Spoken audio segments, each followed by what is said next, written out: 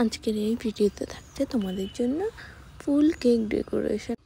আগের ভিডিওতে দেখেছো তোমরা কেকের ক্রাম কোটিং। আজকে ওই কেকটাই ডেকোরেশন করব এবং তোমাদের সবার সাথে শেয়ার করব। এই কেকটা ছিল চকলেট ফ্লেভারের মধ্যে। এই কেকটার ওজন ছিল 1 কেজি। এই যে কেকের এত সুন্দর কালারটা এনেছি আমি, 1 ড্রপ সবুজ কালার, 1 ড্রপ নীল আর 1 ড্রপ হলুদ কালার দিয়ে জেল কালার ইউজ করেছি। তোমাদের সাথে কথা বলতে বলতে এদিকে আমার অনেকটাই কাজ এগিয়ে গেল। আমি একটার পরে আর একটা লেয়ার কেকের সাবধানে বসিয়ে নিলাম। যেই নজলটা দিয়ে আমি কাজ করছি ওটা হলো মোদক নজল। মূলত আমি এই নজলটা আর একটা ছোট্ট স্টার নজল দিয়েই কাজ করেছি। কেকের পুরো ডেকোরেশনটা কমপ্লিট করেছি। দেখতেই পাচ্ছ একটা ছোট রোজ নজল দিয়ে আমি এই হালকা পাতা ফিলিংস দিয়ে নিলাম। এবার আবার সেই মোদক নজলটা দিয়েই ডেকোরেশন করছি।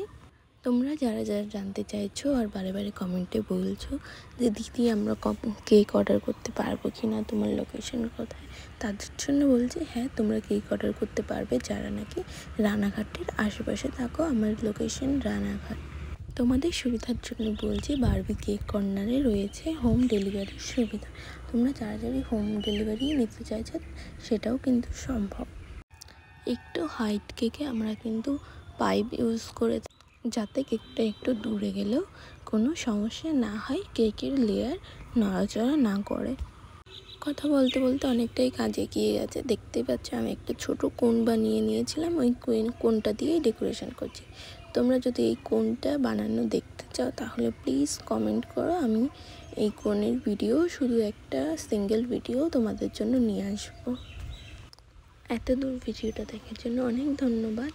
আমার কেক ডেকোরেশন প্রায় হয়ে গেছে। এবার ওই ছোট কোণ দিয়ে ওর মধ্যে পিঙ্ক কালার দিয়ে হালকা ক্রিম দিয়ে ছোট ফুল করে নিয়েছি। সেমভাবেই হলুদ ফুলটাও আমি ওভাবে দিয়েছি।